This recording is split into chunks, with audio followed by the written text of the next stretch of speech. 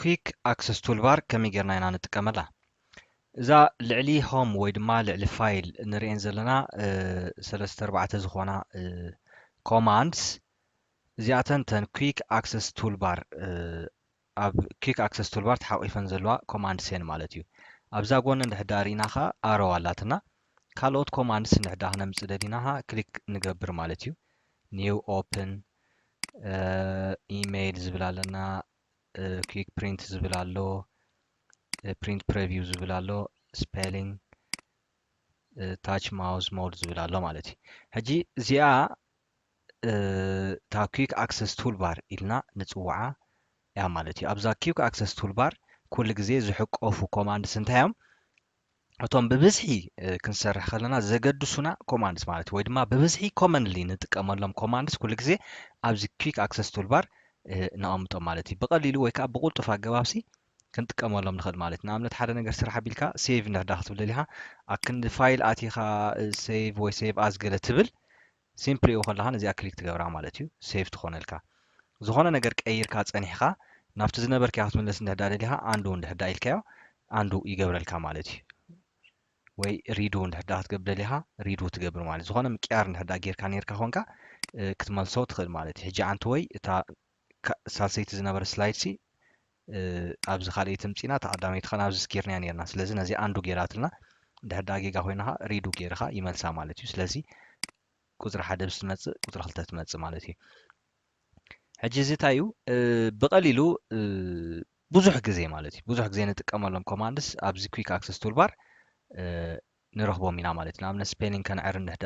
ደሊና ግድነት ኢና ሓደ ስራሕ ምስ ሰራሕናዮ ናይ ስፔሊንግ ጌጋታት ከየሎ ቼክ ንገብር ኢና ኩሉ ግዜ ማለት እዩ ሕጂ ኣብ ክንዲ ኣብ ሬቪው ኣቲና ስፔሊንግ ንፀቅጥ ሲምፕሊ ነዚኣ ክሊክ እንድሕዳ ጌርና ናይ ስፔሊንግ መዕረይ ቦክስ ይመፀና ኣሎ ማለት እዩ ኣብዚ ከዓ ስፔሊንግ ናትና ከዓ ከንዕርዮ ንኽእል ማለት እዩ ሕጂ ዳርጋ ኣብ ዝኾነ ስላይድ ሾው ኣብ ነዳልወሉ እዋን ብብዝሒ ንጥቀመሎም ኮማንድስ ኣብዚ ኩዊክ ኣክሰስ ቱልባር ክንረኽቦም ንኽእል ኢና ማለት እዩ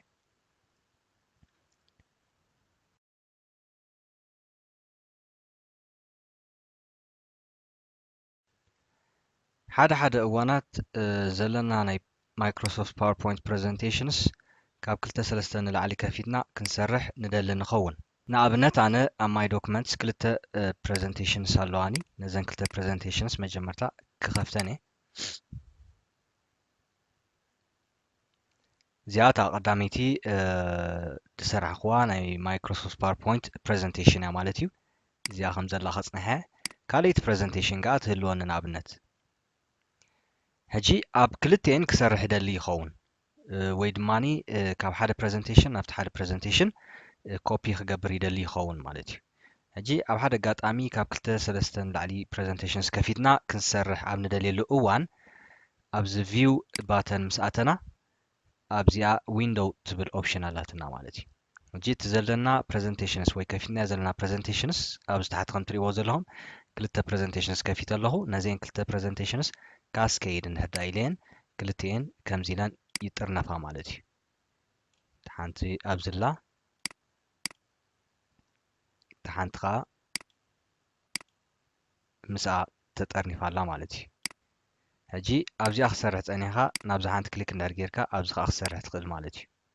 ሕጂ እዛ ካስኬድ ኦፕሽን ንኸምኡ ትጠቕመና ማለት እዩ ኣብታ ልዕሊኣ እንድሕር ከድና ከዓኒ እንታይ ትብል ኣላትና ኣሬንጅ ኦል ትብል ኣላትና እዛ ኣሬንጅ ኦል ክሊክ እንድሕዳ ጌርናያ እቲ ከፊትናያ ዘለና ፕሬዘንቴሽንስ ብጎኒ ጎኒ ኮይኑ ይኽፈት ማለት እዩ ሕጂ ንኣብነት ኣነ እዛ ቀዳመይቲ ስላይድ ኣብዛ ፕሬዘንቴሽን ናምበር 1 ዘላ ማለት እዩ ብፀጋም ዘላ ነዚኣ ራይት ክሊክ ገይረ ኮፒ ገይረ ንኣብነት ኣብዚ ሓደ ስላይድ እንድሕዳ ወሲደ ፔስት ኢለያ ትሪእዎ ኣለኹም ሕጂ ኣብዚ መፂለያ ኣሎ ማለት እዩ ሕጂ እዚ መዓስ እዩ ዝጠቕመና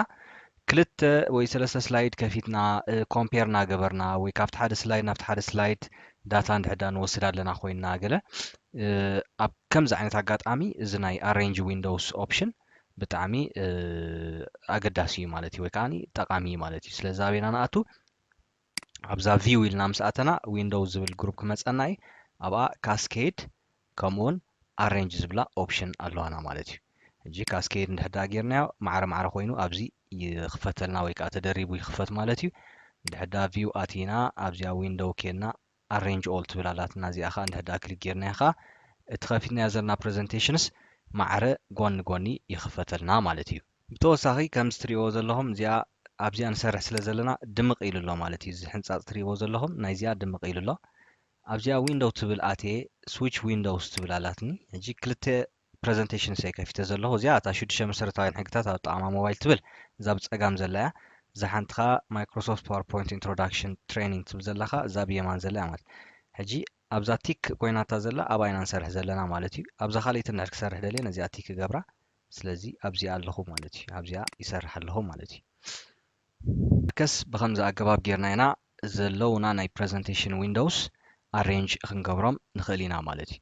እዚ ክንብል ከለና ግን እቲ ትጥቀምሉ ዘለኹም ናይታ ላፕቶፕኩም ወይ ኮምፒተርኩም ስክሪን ኣዝዩ ዕብይ ዝበለ እንድሕር ደኣ ኮይኑ ኣዝዩ ጠቓሚ እዩ ማለት እዩ እዛ ናይ ዊንዶው ኦፕሽን ክትጥቀሙላ ማለት እዩ ንእሽተይ እንድሕር ደኣ ኮይኑ ግን ፅብብ ስለ ዝብል ካብ ክልተ ንላዕሊ ከፊትካ ክትሰርሕ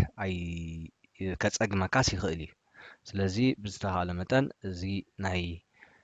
ኣሬንጂንግ ዊንዶውስ ብኸምዚ ኣገባብ ጌርና ክንጥቀመሉ ንኽእል ኢና ማለት እዩ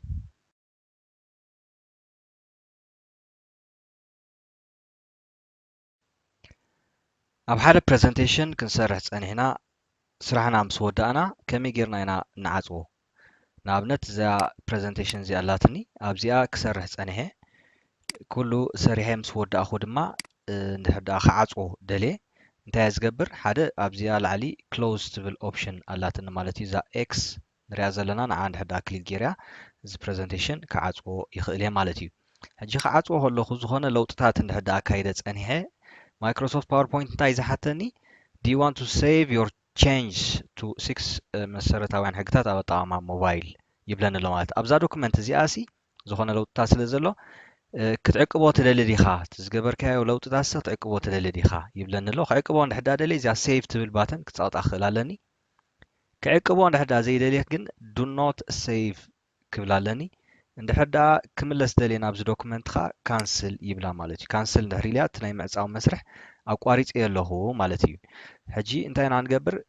በዛ ክሎዝ ተጠቂምና ክንዓፁ ከለና ሓንቲ እዚኣ ጠቃሚት ኣላትና ማለት እዩ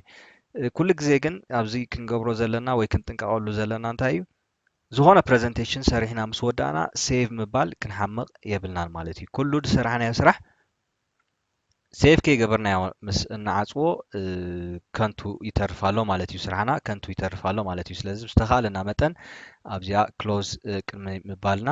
ሴቭ እንተበልና ፅቡቕ ልምዲ ማለት እዩ ካልእ ብኪቦርድ ከዓኒ ኣልት ኤ4 እንድሕር ደኣ ፀቒጥና ከዓ ክሎዝ ማለት እዩ ልክዕ ነዚኣ ክሎዝ ክሊክ ከም ንገብራ ዘለና ኸ ይሰርሕ ማለት እዩ ካልእ እንታይ ኣማራፂ ኣለና ኣብ ፋይል ምስ ኣተና ኣብዚ ታሕቲ ክሎዝ ዝብል ኦፕሽን ኣላትና እዛ ባተን እዚኣ ማለት እዩ እዚኣ ክሎዝ እንድሕር ደኣ ፀቒጥናያ ኸ ልክዕ ከምታ ኤክስ ትሰርሐልና ማለት እዩ እንድሕር ደኣ ዝኾነ ለውጢ ለና ኮይኑ እዚ ናይ ሴቭ ባተን ዳያሎግ ቦክስ ክመፀና እዩ ሕራይ ይተዓቀበለይ እንድሕር ደኣ ኢላ ኣነ ሕጂ ሴቭ ክብላ እየ ስለዚ ተዓፅያ ኣላታ ዶኩመንት ማለት እዩ ኣብዚ ታሕቲ ኣይክንሪኣን ኢና ማለት እዩ ንኣብነት እዚኣ ኸ ካልአይቲ ዶኩመንት ኣላትኒ እንድሕር ደኣ ክሰርሕ ፀኒሐ ኣብዛ ታስክ ባር ኣትየ ራይት ክሊክ ምስ ገበርኩ ኣብዚ ታሕቲ እንታይ ዝብል ኦፕሽን ኣለኒ ክሎዝ ዊንዶው ከዓ ዝብል ኣለኒ ማለት እዩ እዚኣ ክሎዝ ዊንዶው እንድሕር ደኣ ኢለያ ኸ ኩሉ ተዓቂቡ ስለ ዝፀንሐ ዓፅያታ ኣላ ማለት እዩ ነታ ዶኩመንት ማለት እዩ ስለዚ ብከምዚ ኣገባብ ጌርና ኢና ክንጥቀመሉ ወይ ክንሰርሓሉ ዝፀናሕና ናይ ፕሬዘንቴሽን ፓወርፖይንት ፕሬዘንቴሽንስ ብከምዚ ኣገባብ ጌርና ክንዓፅዎ ንኽእል